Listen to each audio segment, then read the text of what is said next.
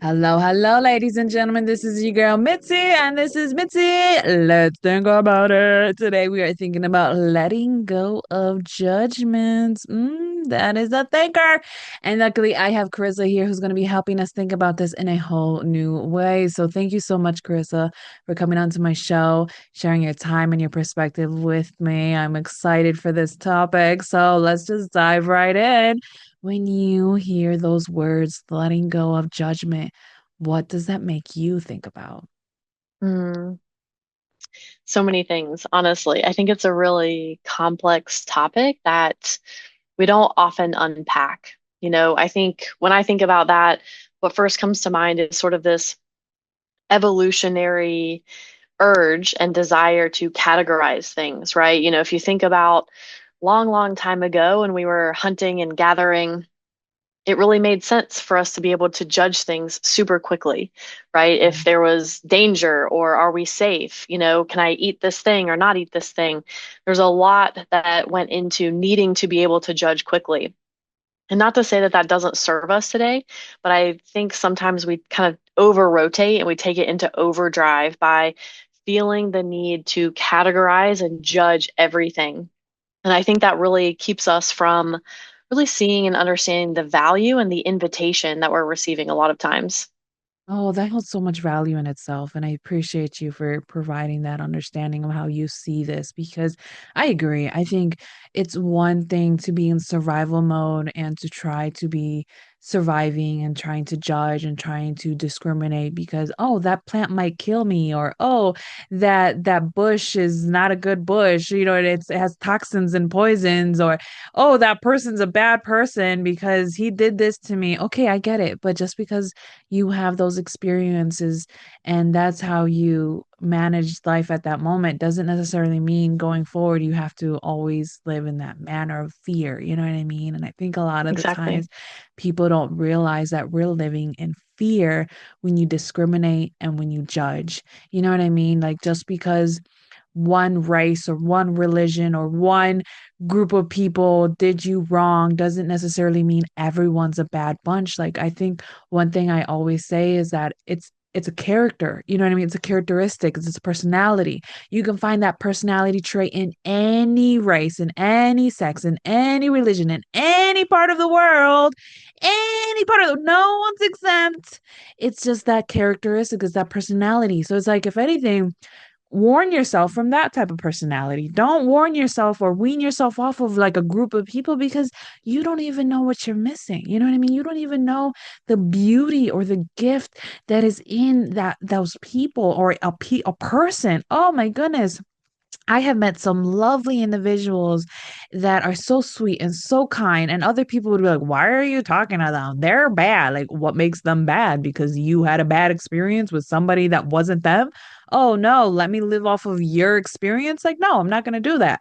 So it's like for you, when you are going about in the world and somebody tries to warn you off of someone or something, how do you handle that? How do you go about that? I like to think of everything as data. And so I usually just thank people. I don't resist strongly to say like I don't need your opinions. I don't need any of that. I usually say thank you. Thank Yeah. you. I appreciate that you cared enough about me and my experience to share your opinion and your experience. And I'm going to go form my own opinion, right? That. Or sometimes if I feel really passionately, I might just share rather than saying, you're wrong or that's not right. I just will kind of simply say, that hasn't been my experience, right?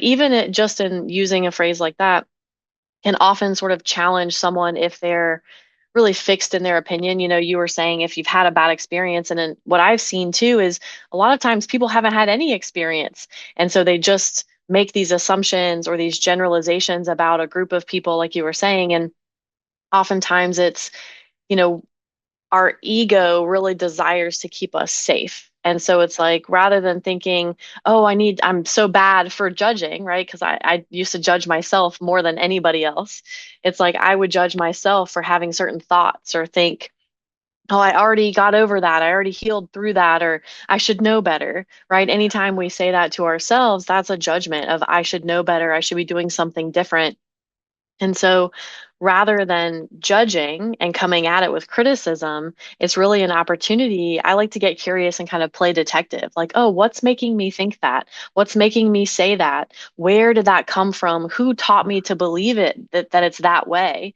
And so there's a lot that we can cut through judgment if we activate curiosity. Oh, I love that. Activating curiosity. Oh my goodness. Yes, I think that is truly beautiful because when we activate curiosity and then we allow a little creativity to get into the mix, it allows for a beautiful soup. You know what I mean? A beautiful recipe, a beautiful situation because you don't even realize what you're going into. And then another part that you talked about how you take everything as data and you accept everything as face value, but then you go into your own investigation. I am with you on that, sweetie. Like I'll take your solicited opinions or thoughts or whatever. I'll take it, but then I will understand and decipher it for myself and what it means to me, where is it falls under my values and how I can go about it and see if it benefits me in any way and how I can really determine if it's coming from a place of fear from you or if it's Hmm. coming from a, you know what I mean, understanding where it's really coming from, because somebody solicited me parenting advice and I'm like, oh, okay, thank you for that. I appreciate that. You know what I mean? I appreciate you warning me because you had a troubled time with when you were dealing with your children. I get it. It's coming from a good place of the heart. But if it was from somebody else, like somebody would be like, how dare you tell me how to raise my child? You know what I mean? Some people Hmm. are Hmm. really bold like that. And it's just like, come on, we have to come to a place and realize that judgment really is it separates us, you know what I mean? Separates humanity in a way that we really don't need to be separated because at the end of the day we're all experiencing life the same in some way shape or form. It doesn't matter if it's in another language or it doesn't matter if it's in another continent. It's the fact that we're experiencing judgment in its face value, you know what I mean? So it's like I know you said you go about it in a way of creativity, but how do you necessarily let it go? You know what I mean? Mm. How like Mm. you could do it in song form like Frozen, let it go. Like how do you necessarily let it go? I love that. Yeah, love that song too. I definitely tap into that song whenever I need to, especially if I'm getting frustrated or something. And I just, yeah, I can have fun with it and play with it. I think the two questions that really come up for me is how is this serving me? And what is it costing me? And so when I think about those judgments, again, it's like it all comes from a place of good intention, right? Our brains want to keep us alive, they want to keep us safe. And so rather than getting judgmental about our judgment, right? Because that's kind of where I went into was like, oh, I need to let go of judgment. I shouldn't be so judgmental, which is just judgment on myself. And so when I look at, okay, it's well intentioned, but let me see how this is actually showing up. Because, for instance, as a young kid, which is when all of these programs, all of these generalizations are getting conditioned into us, there might have been a time where I needed to be really weary of people who looked a certain way or, people I didn't understand or I didn't know. It might have served me as a kid. But now, as an adult, I have more tools, I have more awareness, I have more resources and capability in myself. And so, if I can activate those two questions to say, how is this still serving me? And then the challenge question of what is it costing me, right? You spoke about survival mode, and so many of us are living in chronic dysregulation, chronic stress because we feel and we perceive that we're in constant survival mode. And so, if we're looking for a threat around every corner, our brains are also wired for confirmation bias. So, if we think we're going to find a threat around every corner, guess what? We're going to find a threat around every corner because our brains want to make us right. And so when we think about what is this costing me, it might be costing us relationships. If we're constantly judging, if we're constantly accusing, then it might be pushing people away. If we're constantly judging ourselves, it might be costing us peace of mind. It might be costing us the confidence to go out and speak our truth, to own our power. It might be costing us in a lot of other ways as well. And so to really challenge myself to say, what is it costing me to continue holding on to this narrative or to this judgment? And then I can say, okay, is that how I want to show up? Is that how I want to keep moving through the world? And oftentimes it's not. So I then get curious about how can I let this go and move on to a different belief. Oh, absolutely. And I love that. I do because we don't realize how much we're judging ourselves.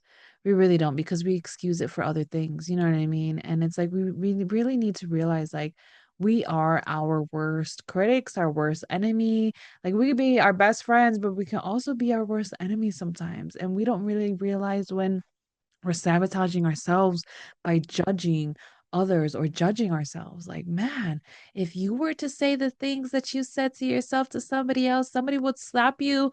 You know what I mean? You'll go to jail. Like, goodness, you should need to be kinder to yourself. And that's one thing I told somebody is like, self-compassion, having just that compassion allows you to realize that you're tapping into empathy. And when you have empathy, that makes you relatable, that makes you have understanding.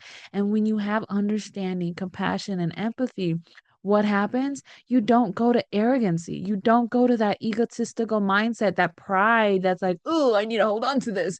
Oh, this is all I got. Oh, this is what makes me a man. This is what makes me a woman. This is what makes me independent. This is what makes me a hero. Like, you know what I mean? It's like not realistic. Like, let's be honest. We have to learn how to have a softer heart for Hmm. ourselves and for other people. Like when somebody makes a mistake, all right, don't send them to the dungeon. You know what I mean? Don't send them to get scorned or to get branded because you didn't like what happened. Like no, it's sometimes it's best to just like you said, let go and move on. So it's like for you when you hear grudges or when you hear that, like what does that make you think about when you hear somebody say, well, I have a grudge and I don't mind holding on grudges. Hmm. At first I think of that quote, right? It's like revenge is like drinking poison and expecting the other person to die, right? And so I think about goes back to what is it costing me? And I love that you brought up the self-judgment because I believe that everyone around me is a mirror. And so if I'm judging someone else for, oh, they're being this sort of way, if I can again activate that curiosity and say, what might this be mirroring in me? That's where I can really go inside. And I believe that the way that we talk to ourselves is how we show up in the world. It's sometimes it can be sneaky because there might be people who hear that and think, no, no, no, I might be hard on myself, but I'm super generous with everyone else.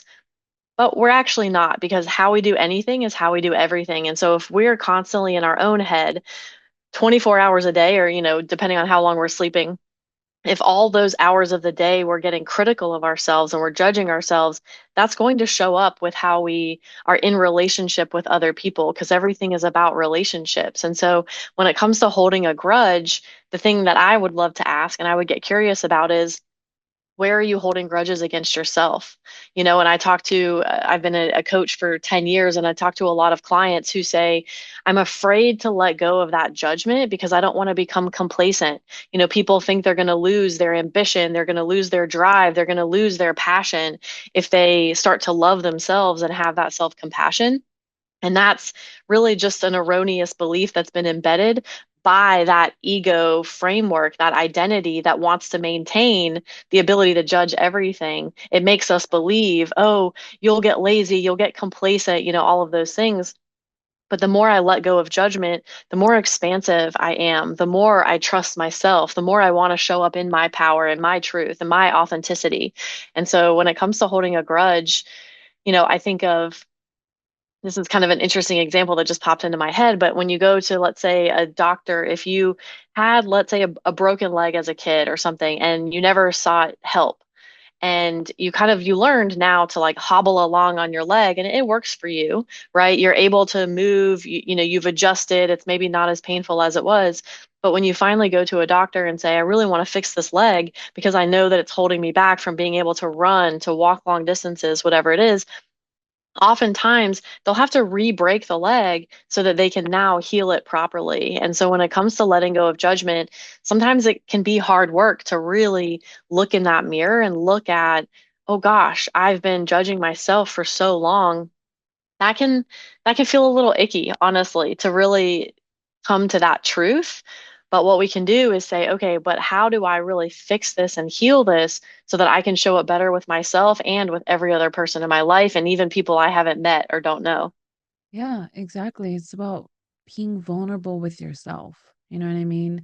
Having that vulnerability. And I know people who are fearful of just being vulnerable with others, and they can't even fathom just being vulnerable with themselves because that means that they have to confront things that they've been hiding. And people don't Yep. realize that trauma, if you don't deal with it, it will eventually come back in another form. And if you still don't deal with it, you don't realize that your memory from repressing it for so long, you will start forgetting things that just happened yesterday, that just Hmm. happened a day ago, because your body, your mind is now accustomed to to forget it. And when you Hmm. forget it, you lose it. You know what I mean? So it's like you are stepping closer into Alzheimer's, you are stepping closer into dementia because you are now accustomed to just not even trying to confront it. You know what I mean? And we don't realize, like, we will store those emotions in our body Yep. one way or another. You know Yep. what I mean? So it's just like people get liver problems or they get heart issues, they get kidney issues, and it's not because of what they're eating. They can be fully fit, fully work out, eat all the right things, say all the right things to the outside, but if you're not saying it on the inside, it will have a toll, and you can be rotting inside without even realizing it. You know what I mean? So you bring up Yes. a valid point. Like, we need to really see how we are projecting out our fears onto others, because I read a quote somewhere, it's like there's nobody has haters. You know what I mean? There's no such thing as haters. It's just people who hate themselves and they're just projecting it out on other people. So in Hmm. reality, nobody really does have haters. They just have people who hate themselves, and they just want to project it out on you like, oh, man. But in reality, it's like, no, nobody really cares that much about somebody else to that degree. But it's like we need to remember, like, we deserve compassion. Like, if anybody Yes. in the world, if you can't give anybody in the world this type of compassion, at least give it to yourself. You know what I mean?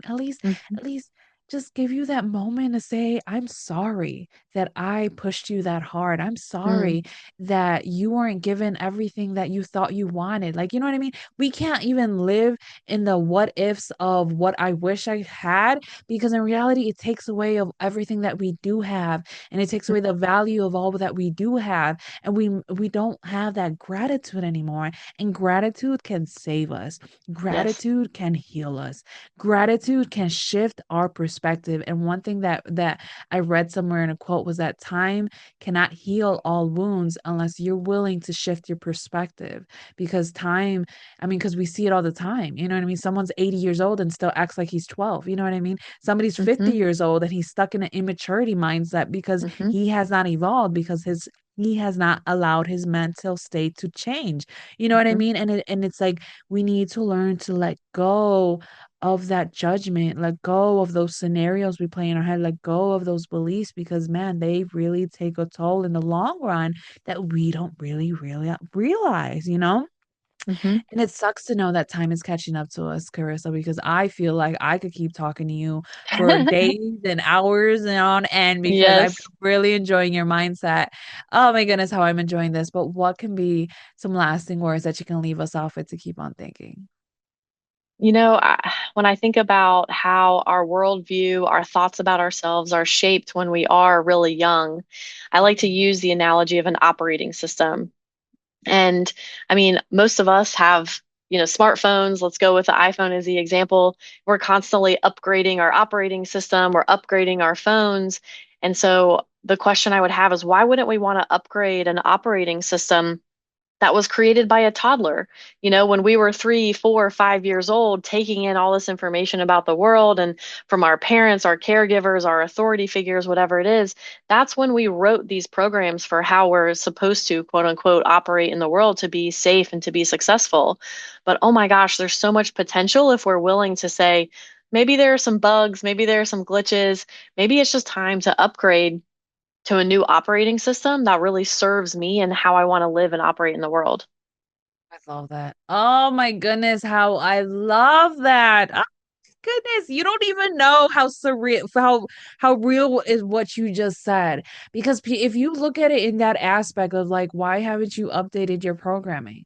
You know what I mean? Like, now I want to use that line. Like, why haven't you updated your program? Why are you still at your 12-year-old self? Why are you still at your 10-year-old self? Why are you still at your 7-year-old self? Just because you learn how to survive at 12 years old doesn't mean that you have to learn how to survive at 30 or at 50. You know what I mean? We don't have Hmm. to have that same operating system because we've learned a lot, we've grown a lot, we understood a lot, we experienced more. So, because of that, don't you think it's time for you to update it? Oh my goodness. Isn't that the truth? Oh my goodness. If anything, if you don't get anything out of that, that's the most thing that you should really think about is when was the last time you updated your operating system? Yep. Because man, a lot of people will realize like, huh, it's been a while. And even when you're angry, I feel like when you're angry, that's when your operating system really, really, really reflects because I can see it all the time. When my husband starts get angry and he gets all in his little moods, like, okay, 16-year-old, you just go ahead and sit Yeah. down. You know what I mean? Because I ain't Yeah. having it. Go ahead and sit down. I'll let you throw your little tantrum, but I'll be right here when you're done. You know what I mean? Like honestly, that's how I feel with my husband sometimes. Like he's stuck when he's mad, he's stuck at 16, and I'm just like it pisses me off, but I still love the man. Oh, how I love that man. But man, does it piss me off. But anyways, truly, truly, thank you so much, Carissa, for this time and your perspective. And ladies and gentlemen, if you enjoyed this conversation, because how could you not? Oh my goodness, how could you not? Go check out Carissa. I have her photo on my website if you're on my website listening to the audio, or if you are listening on just audio on the regular podcast stations, go find the description and click on the link, and it goes directly to her website so that you can find all the great content that she has to offer the world so that you can continue on thinking. And that's all that we need to do is just continue on thinking, ladies and gentlemen. So, with that being said, bye.